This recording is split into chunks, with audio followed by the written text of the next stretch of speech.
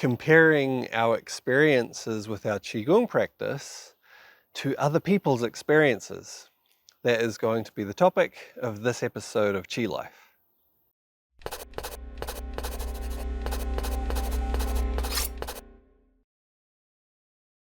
So this is something that, in a way, it's kind of a little bit of a double-edged sword, in that there's some really good, really helpful things about about comparing our experiences with other people's experience.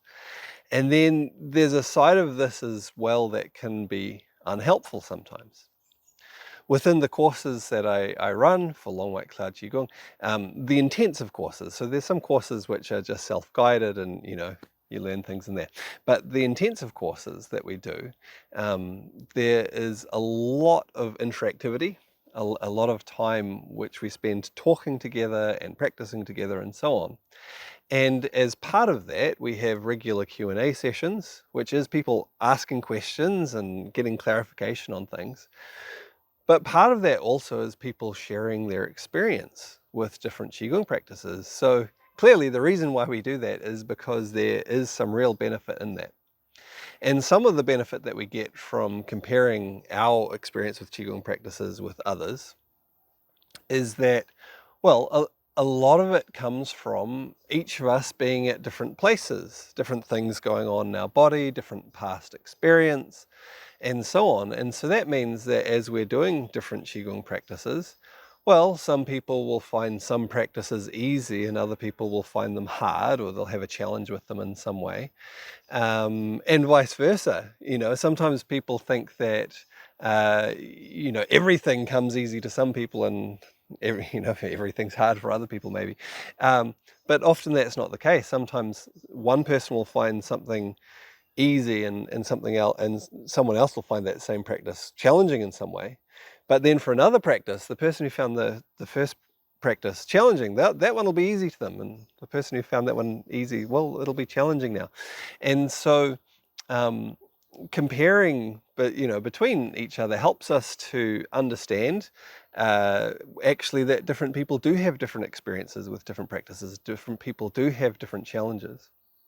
And this, of course, is really useful for people who are wanting to go on and teach Qigong. A lot of people who do the in-depth courses just do them for themselves because they want to go really deep into the practices and really understand them for themselves, and so they can get the most benefit out of them.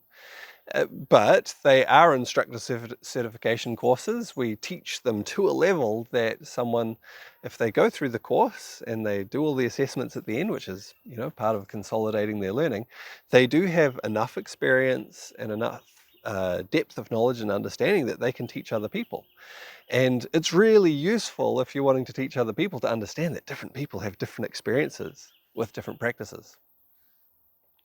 This continues on beyond just something being easy or something being challenging to people experiencing different things within their body and within their energy as they do different practices as well. And again, this largely comes because we're at different places.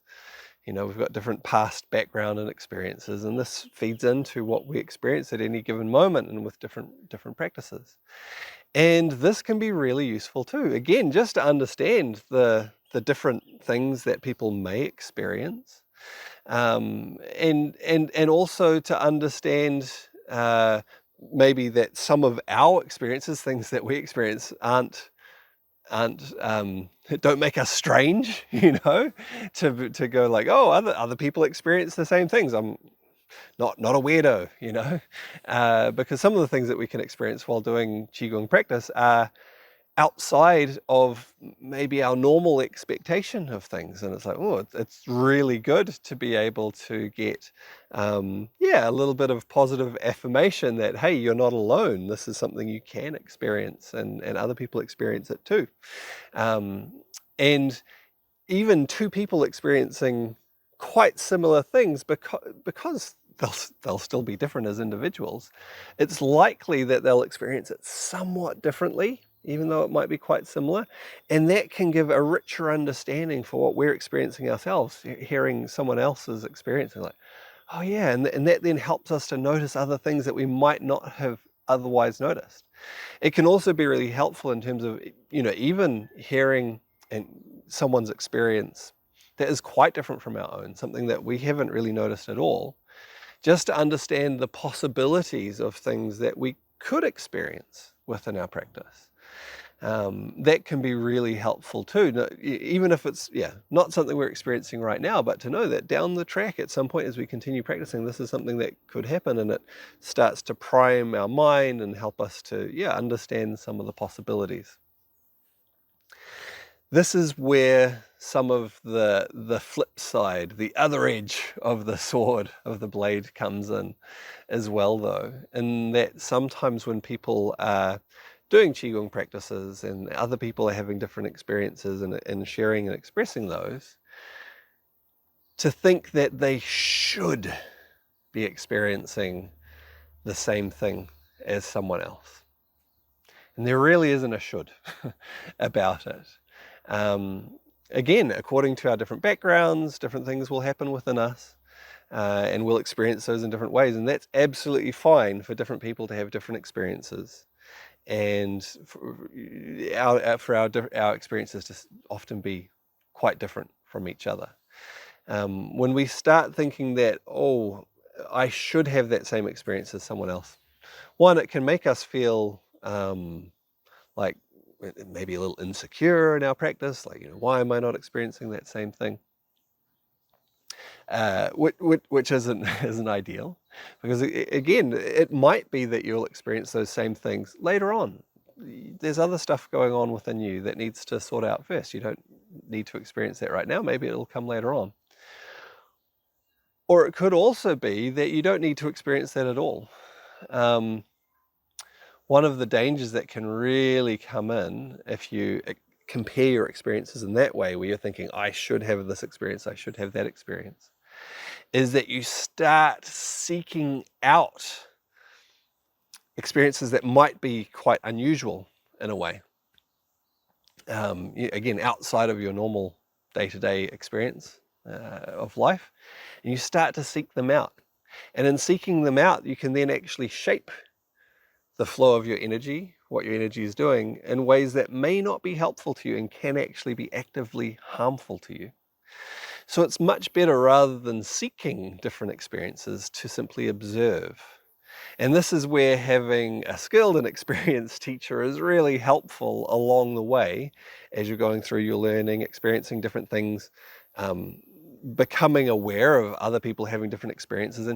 And there's different contexts, ways that you might become aware of this. As I mentioned, in the in-depth courses, we spend a lot of time talking to each other and sharing experiences. So, there's a lot that goes on there. But it can even just be through, talking to other people or things that you read in a book or so on. And starting to think like, oh, hey, well, what about this? What about this experience? Is my experience okay? Is where I'm at right now okay? Or is there something else that I should be experiencing, and so on? Having a skilled and experienced teacher can help to guide you through all of that. Help you to have confidence that where you're at right now is absolutely fine. Or actually sometimes when there is, it's like, oh, okay, so what's going on with you is probably fine. And there might be a few little ways to adjust and fine-tune your practice that is going to help with your development, and may lead you to experiencing some of these other things, if that's a healthy thing for you. And also at the same time to help you to understand that, hey, it's not healthy for you to be seeking after some of these particular experiences. You may not need to have that. It might not be time for you. And so, having a skilled, experienced teacher can really help you through that, to really help you to have confidence in where you're at with your practice, while making sure that you are getting the most out of your practice too, fine-tuning things as you need to get the most benefit from them. So like I said, it can be a double-edged sword in many ways. There's a lot of benefit in sharing experiences together, to understand each other's experience, to understand possibilities, to understand similarities and differences between our experience. But at the same time, recognizing that each of our paths is different. Our experience in life is different. And so our path of progress through our Qigong practices will be different too. And that's not just okay, that's healthy, that's natural. So hopefully this is useful to someone. Hopefully it gives you a little bit of context perspective about what's going on in your Qigong practice, maybe a little bit of confidence in what you're doing, that it's okay to be at wherever you're at.